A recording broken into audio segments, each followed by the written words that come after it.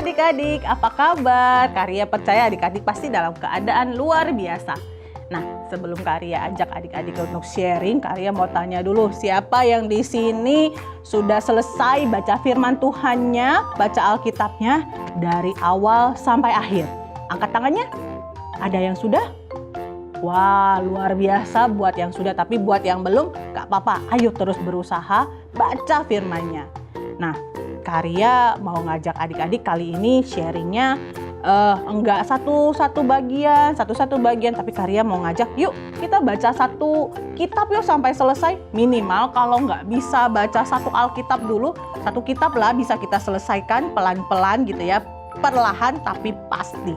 Jadi Karya mau ajak bersama-sama, kita akan menggali firman satu kitab dari perjanjian baru. Jadi nanti berikut-berikutnya setiap kali adik-adik ketemu Karya, berarti kita lanjutin bahas kitabnya. Kitab apa nanti akan dibahas?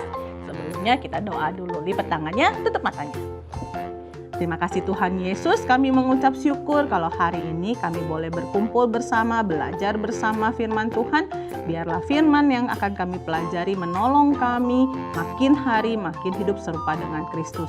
Terima kasih Tuhan, berikan kami hati yang lembut, hati yang siap dibentuk, sehingga setiap benih firman yang ditanam akan bertumbuh dan berbuah lebat di dalam hidup kami. Terima kasih Tuhan Yesus, kami berdoa dan bersyukur. Amin. Nah, adik-adik, Karya itu diajarin dulu kalau mau baca perjanjian baru, kita bahas perjanjian baru ya. Yang paling seru, yang awal-awal itu adalah kalau kita baca kitab Markus. Nah, kitab Markus ini isinya tidak terlalu banyak, jadi kita akan bahas pelan-pelan dan Karya percaya kita akan selesaikan dan adik-adik bisa tahu kisah Tuhan Yesus dari awal sampai dengan akhir satu kitab dari Markus. Versi murid Tuhan Yesus yang ditulis oleh Markus. Nah, kita mulai ya, coba ambil Alkitabnya, buka Alkitabnya, buka kitab Markus. Kitab Markus itu adalah kitab Injil yang kedua setelah Matius. Jadi habis Matius, Markus. Kenapa nggak bahas Matius dulu sih Kak? Pengen Markus aja. Gak ada alasan sih ya, kita mulai dari Markus. Nah, kita mulai dari perikopnya yang pertama. Itu judulnya adalah Yohanes Pembaptis. Perikop pertama ini ayatnya dari Markus 1, ayat yang 1 sampai dengan yang ke-8. Udah dibuka? Baca sama-sama yuk. Inilah permulaan Injil tentang Yesus Kristus anak Allah. Seperti ada tertulis dalam kitab Nabi Yesaya, lihatlah aku menyuruh utusanku mendahului engkau. Ia akan mempersiapkan jalan bagimu. Ada suara orang yang berseru-seru di padang gurun. Persiapkanlah jalan untuk Tuhan, luruskanlah jalan baginya. Demikianlah Yohanes Pembaptis tampil di padang gurun dan menyerukan, bertobatlah dan berilah dirimu dibaptis, dan Allah akan mengampuni dosamu. Lalu datanglah kepadanya orang-orang dari seluruh daerah Yudea dan semua penduduk Yerusalem. Dan sambil mengaku dosanya mereka dibaptis di sungai Yordan. Yohanes memakai jubah bulu unta dan ikat pinggang kulit dan makanannya belalang dan madu hutan. Inilah yang diberitakannya. Sesudah aku akan datang ia yang lebih berkuasa daripadaku. Membungkuk dan membuka tali kasutnya pun aku tidak layak. Aku membaptis kamu dengan air, tetapi ia akan membaptis kamu dengan Roh Kudus. Ini cerita tentang Yohanes Pembaptis sama seperti judul perikopnya, Yohanes Pembaptis. Jadi Yohanes Pembaptis ini bahkan dari kitab Yesaya pun sudah dinubuatkan bahwa Yohanes Pembaptis akan menjadi orang yang akan membuka jalan buat Tuhan Yesus. Nah, kalau adik-adik tahu kitab Yesaya, Nabi Yesaya itu menulis kitabnya itu di tahun sekitar 700 sampai 600.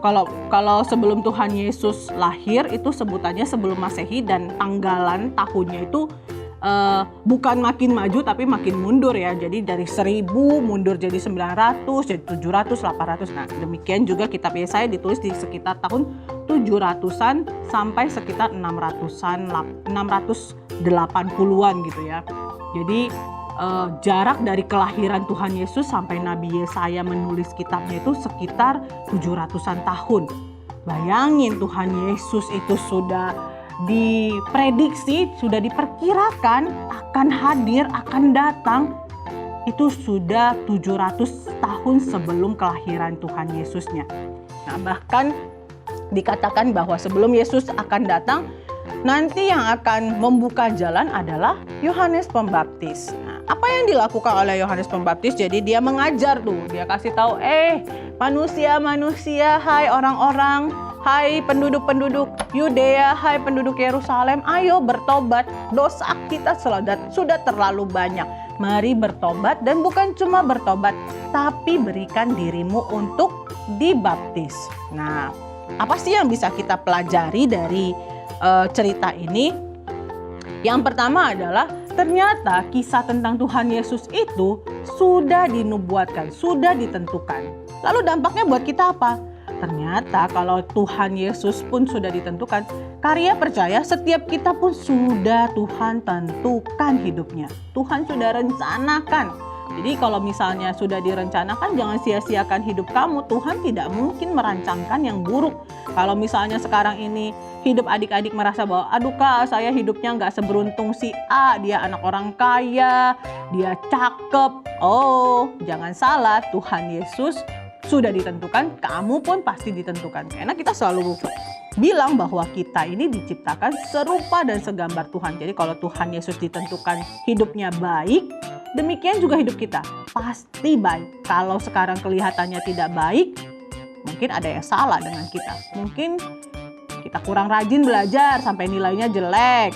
Mungkin kita kurang bersyukur kalau misalnya kita terlahir dari keluarga yang berbeda. It's okay, Tuhan tentukan seperti itu karena Tuhan sudah punya rencana. Tuhan Yesus juga nggak lahir dari keluarga kaya raya. Jadi kaya raya itu tidak menjadi tujuan hidup kita, tapi bagaimana kita menjalani hidup kita. Jadi yang pertama kita belajar bahwa hidup kita sudah ditentukan. Karena Yesus saja sudah ditentukan, bahkan jauh sebelum dia lahir. Demikian juga hidup kita. Lalu yang kedua, apa yang kita pelajari? Ketika orang-orang mendengarkan Yohanes Pembaptis mengajar, apa yang mereka lakukan? Bagaimana sikap hidup mereka? Mereka meresponnya dengan positif. Mereka mau mengaku dosanya dan memberi diri dibaptis. Jadi kalau mau hidupnya diubahkan, kalau mau mengalami breakthrough, apa tuh namanya breakthrough ya? Terobosan hidup, jadi nggak gitu-gitu aja. Ayo, mulai dengan ketika kamu dengar firman, kamu dengar berita Injil, kamu dengar cerita tentang keselamatan, langsung buru-buru mengaku dosa kamu. Iya Tuhan, saya sudah hidupnya jelek nih, saya nggak mau lagi lakuin. Lalu setelah itu, beri diri dibaptis. Nah, Karya itu dulu sering sempat berpikir juga, bahkan sampai sekarang pun masih ada yang berpikir bahwa ya udahlah jadi Kristen nggak usah dibaptis. No, Tuhan Yesus bilang dibaptis. Yesus aja dibaptis, masa kita enggak? Jadi akan tiba waktunya buat adik-adik yang masih kecil, mungkin belum bisa, tapi kalau kamu sudah tahu bahwa yes, hidup saya mau berikan buat Tuhan Yesus, yuk buru-buru, aku mau dibaptis. Minta sama mama papanya, bilang sama mama papanya, mama papa saya sudah cukup umur, saya mau dibaptis. Karena itu bukan cuma sekedar simbol, bukan cuma sekedar surat kalau saya orang Kristen. No, itu adalah sebagai wujud kita taat sama Tuhan, mengikuti ketentuannya Tuhan bahwa orang yang mau hidupnya benar-benar diubahkan, dia pun mau memberi dirinya dibaptis gitu ya.